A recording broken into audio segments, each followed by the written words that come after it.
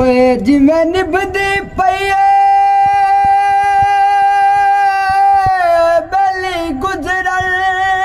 दे कोई बड़ा सोच विचार न कर वाह ना पूछे हालत कीती हम दर्दी दा इजहार न कर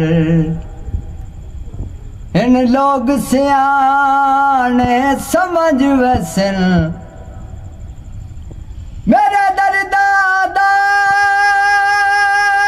प्रचार न कर मत पहला मुजरो तू होवे चल शाकिर दा निर्वार न कर वाह वाह कणक दा भी पौंदा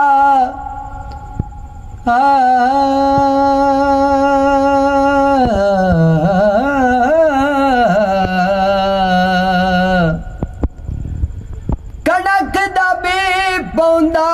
मुड़ दी तो बाए